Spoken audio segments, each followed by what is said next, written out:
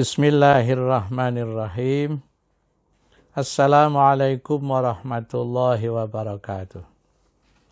Alhamdulillah wa syukrulillah wassalatu wassalamu ala man la nabiyya wa la rasula ba'dah nabiyyina Muhammadin ibni Abdillah wa ala alihi wa sahbihi wa mawalah amma ba'du. Ashhadu an la ilaha illallah wa ashhadu anna Muhammadar Rasulullah. Raditu billahi rabba wa bil islami dina wa bi Muhammadin nabiyya wa rasula.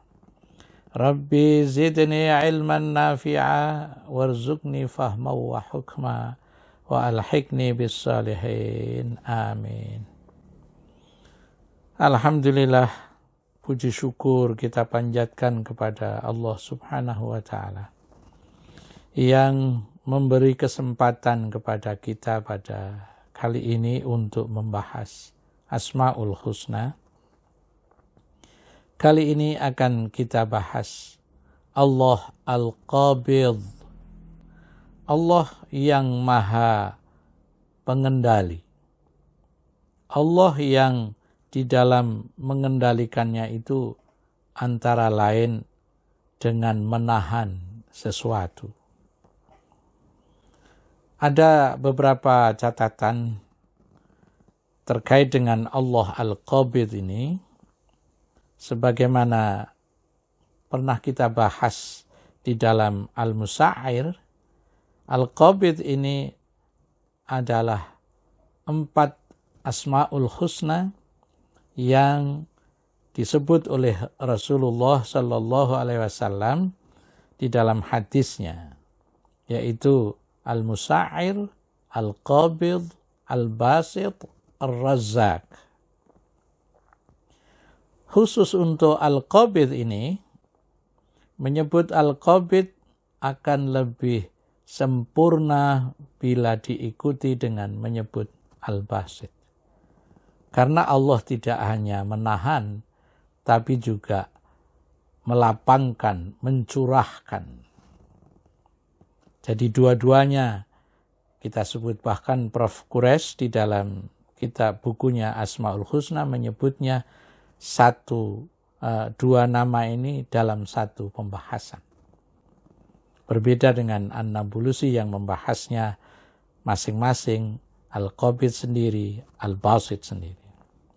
Kedua nama Allah ini di dalam isim fa'il terdapat sekali lagi di dalam hadis seperti tadi. Di dalam Al-Quran tersebut sebagai bentuk fi'il atau kata kerja dari Al-Qabidh. Sehingga kalau keseluruhan itu kita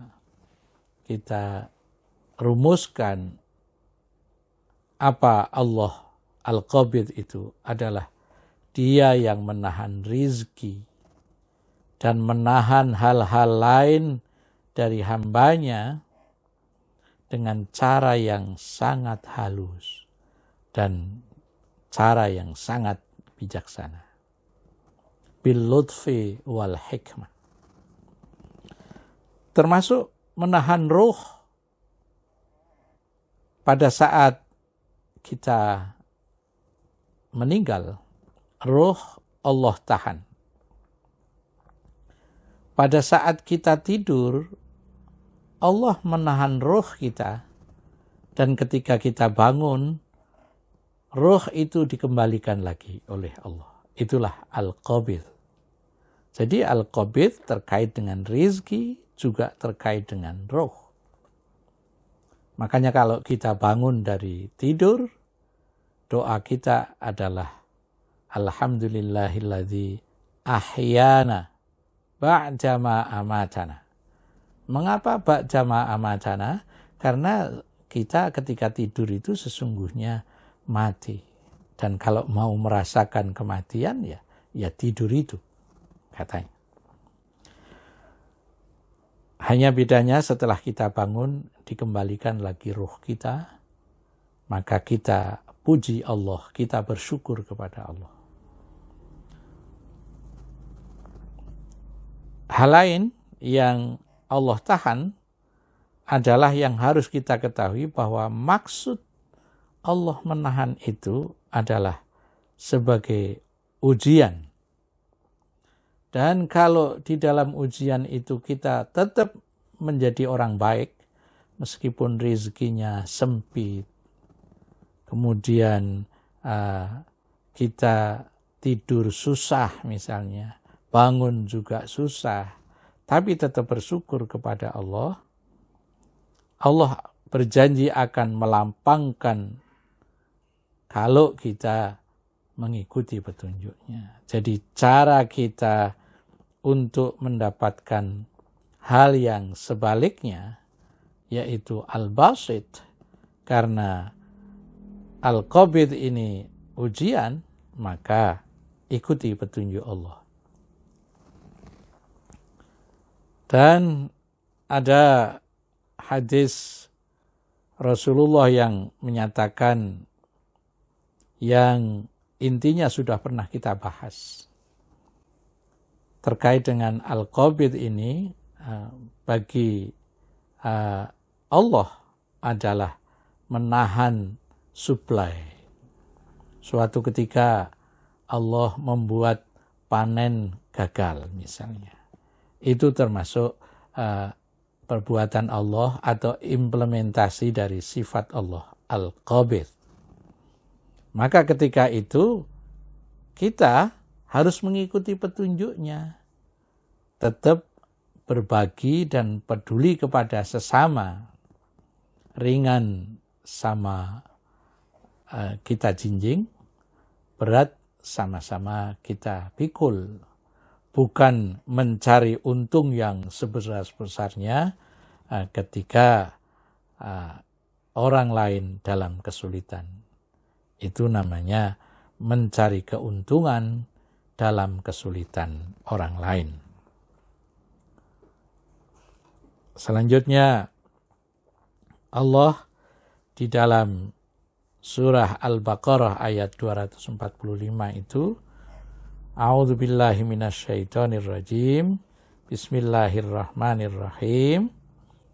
Di ujung ayat 245 itu Allah menyatakan, Wallahu yaqbidu wa yabsutu wa ilaihi turja'un. Dan Allah lah yang menyempitkan dan yang melapangkan rizki. Dan semuanya akan kembali kepada Allah.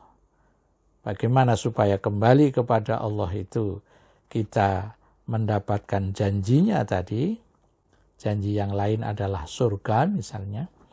Maka ketika Allah yakbidu,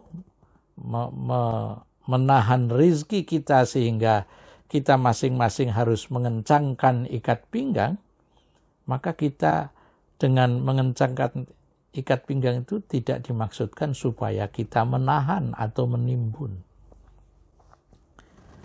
Kemudian bagaimana meneladaninya? Ini meneladani Allah al-qabid adalah bahwa kita itu tidak menahan, tidak menimbun apa yang menjadi suplai banyak orang itu. Termasuk ketika kita berdoa kepada Allah, kalau kita ingin meneladani al-qabid, maka kita mesti seimbang. Kalau tadi di dalam perbuatan kita seimbang dengan apa yang kita butuhkan dan orang lain butuhkan, sekarang di dalam berdoa juga harus seimbang antara berharap kepada manusia, kita boleh berharap kepada manusia, tapi harus proporsional.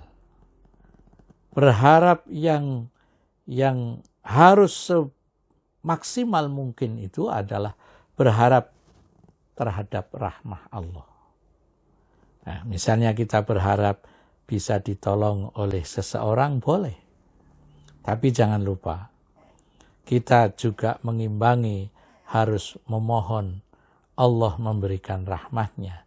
sehingga hati yang bersangkutan akan digerakkan untuk menolong kita. Oleh karena itu, selanjutnya ajaran akhlaknya adalah siapa yang tidak bisa bersyukur kepada sesamanya, dia jelas tidak bersyukur kepada Allah.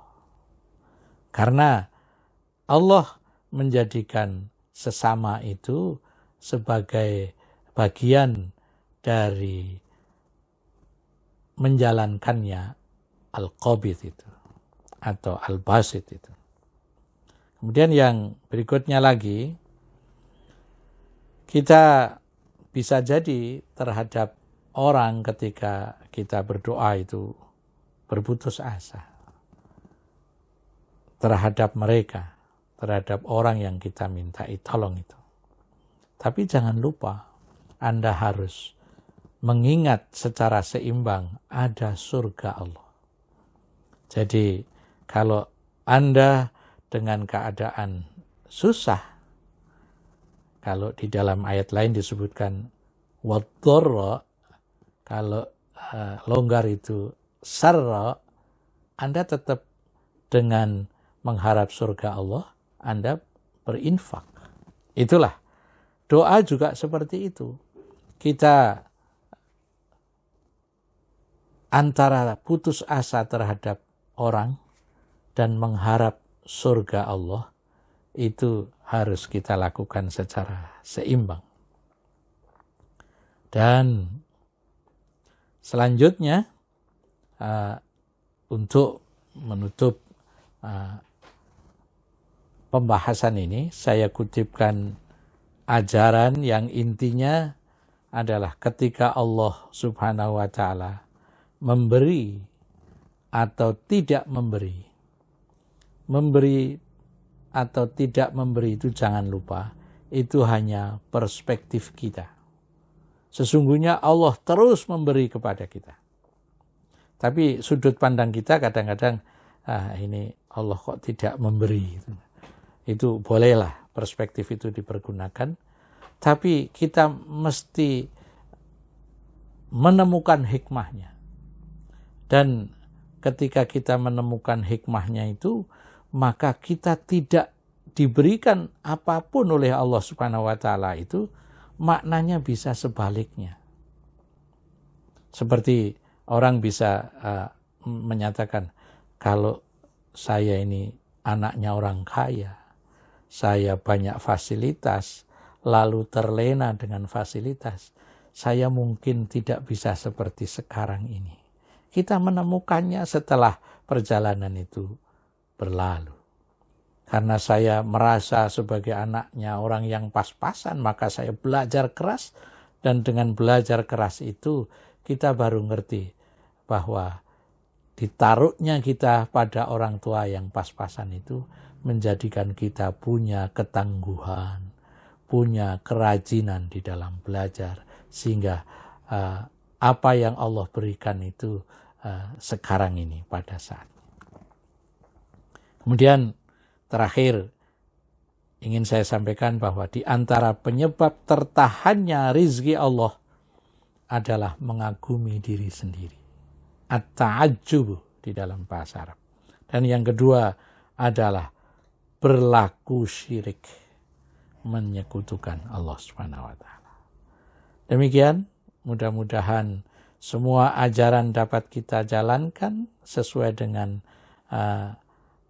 apa yang diajarkan oleh Allah, dan Allah al-Qabid itu bisa kita pahami bahwa beliau dia menahan itu untuk menguji kita.